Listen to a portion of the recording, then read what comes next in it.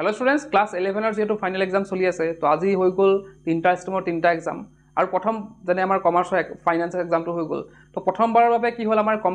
MCQ থাকিলে class 11ত আৰু বহুত ছাত্ৰ ছাত্ৰীয়ে ভয় খাই আছিল যে এমসিকিউ খিনি বহুত টান হ'ব নেকি কিন্তু আমি দেখিলো যে এমসিকিউ খিনি কিন্তু ইমানো টান দিয়া নাই আমি যদি বুকখন ফলো কৰিছো আমাৰ কাৰণে ইজি হৈছে এটা নেক্সট এক্সাম আমি যদি চাও আমাৰ 17ৰ নেক্সট এক্সাম আছে তো সেই নেক্সট এক্সামৰ কাৰণে আমি কিদৰে পঢ়িম বা কিদৰে প্ৰিপাৰেচন কৰিম সেইখিনি কথা আজি ভিডিও ডিসকাস কৰিম এটা ভিডিও স্টাৰ্ট কৰো এটা ভিডিওটো স্টাৰ্ট কৰাৰ আগতে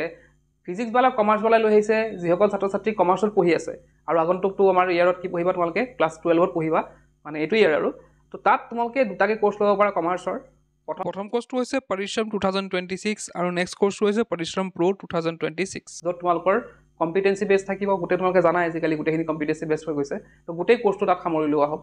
যেনেকৈ একাউন্টেন্সি হওক বিজনেস ষ্টাডিজ হওক ইকনমিক্স হওক তো এনে ধৰণৰ বিভিন্ন সাবজেক্ট মই স্ক্ৰিনত দি দিম সেইখিনি চাই ল'ব পাৰিবা নেক্সট যদি তোমালোকে ধৰা কোনবাই এনেকুৱা ছাত্ৰ ছাত্ৰী চাই আছে যে নেক্সট মই 11ত পঢ়িম আৰু কমাৰ্চ লৈ পঢ়িম তেওঁলোকৰ বাবে এটা কোৰ্স কি আছে উদয় 2026 কমাৰ্চ উদয় প্ৰ 2026 কমাৰ্চ তো এই যে কোৰ্স বিলাক পাইছা ইয়াতে তোমালোকে লাইভ ক্লাস কৰিব লাগিব মানে 24/7 তোমালোকে লাইভ ক্লাস তোমালোকে চাব পাৰা ৰেকৰ্ডেড ক্লাস তোমালোকে চাব পাৰা তোমালোকৰ ইয়াতে মনিটৰিং কৰা হ'ব 24/7 তোমালোকে মনিটৰিং ইয়াত পাই যাবা নেক্সট তোমালোকক হাৰ্ড কপি দিয়া হ'ব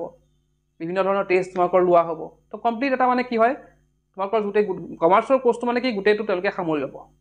হৈ গ'ল আৰু তোমালোকে যদি ভাবা যে মই দুটা কম্বাইন ল'ম যদি ক্লাস 11 ছাত্ৰ ছাত্ৰী ভাবি আছে যে মই ক্লাস 11 আৰু 12 একেলগে লৈ থাও সেইটো তোমালোকে কৰিব পাৰা যেনেকৈ ইয়াৰ উদয় 2026 কমাৰ্চ প্লাস ইয়াতে কি থাকিব পৰিশ্ৰম 2026 কমাৰ্চ সেই দুটা কোৰ্স কি থাকিব কম্বাইন থাকিব তোমালোকে ল'ব পাৰা আৰু বাকি ফেসিলিটিখিনি আগৰ দৰে যোনখিনি কলো মই লাইভ ক্লাস হওক বা যোনখিনি কলো মই সেই গুটেখিনি ইয়াতে ফেসিলিটি পাই যাবা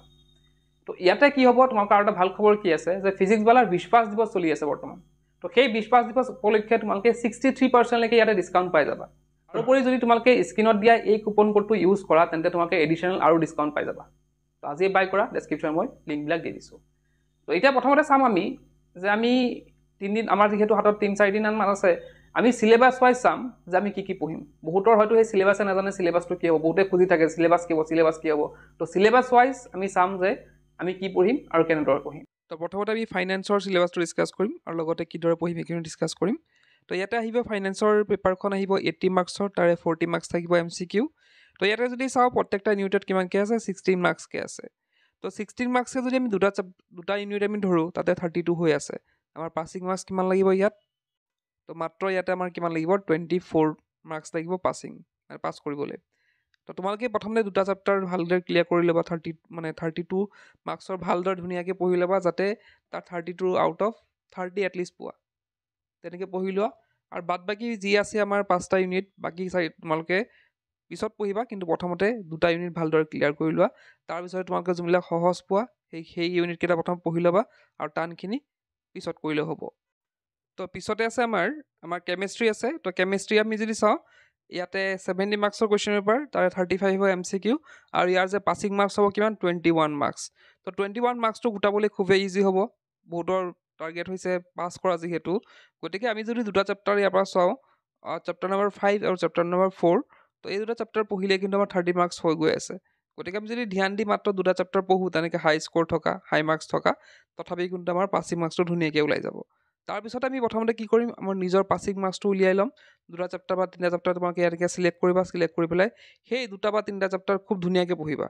তাত থকা ইনসাইড কোৱেশ্চন হওক বা তাত থকা গোটেই ডিটেইলছত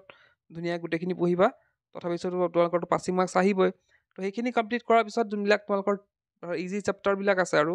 এইবিলাক বাদ দি পেলাই যোনবিলাক ইজি চেপ্টাৰ আছে সেইবিলাক ভালদৰে পঢ়িবা আৰু তেনেদৰে তোমালোকে যদি পঢ়া এটা ভাল মাৰ্কছ লৈ পেলাই তোমালোকে পাছ কৰিব পাৰিবা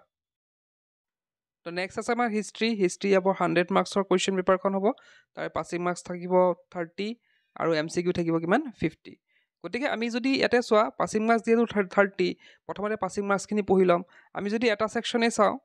টোটাল নাম্বাৰ কিমান আছে চেপ্টাৰ 7টা আছে সেকশন আছে আমাৰ 4টা তো এটা সেকশন ললেও আমাৰ কিন্তু ধুনীয়াকৈ ওলাই যায় সো তোমালোকে 30 দুটা সেকশন আছে এটা সেকশনৰ যদি তোমালোকে ডিসাইড কৰিলে যে মই এইটো সেকশনৰ যিমানখিনি আছে সেইখিনি ভালদৰে পঢ়িম এটাও নেৰু তেতিয়াহ'লে তোমালোকৰ কিন্তু ধুনীয়াকৈ পাসিং মাৰ্কছ ইয়াত আহি যাব হিষ্ট্ৰীত এতিয়া তোমালোকে গম পালা যে আমি কিদৰে পঢ়িব লাগিব আৰু এটা কথা ইয়াতে বহুতৰ হয়তো এনেকুৱা থাকিব পাৰে যে মোৰ নেক্সট এক্সাম মোৰ কি আছে ধৰা কেমিষ্ট্ৰি আছে তো কেমিষ্ট্ৰি মোৰ অলৰেডি পঢ়া হৈ আছে মোৰ 60 to 70% অলৰেডি পঢ়া হৈ আছে সেইখিনি ৰিভিজন কৰিলেও হ'ব তো তোমালোকে এদিন বা দুদিন বেলেগ ছাবজেক্টটো পঢ়িব পাৰা লাইক বেলেগ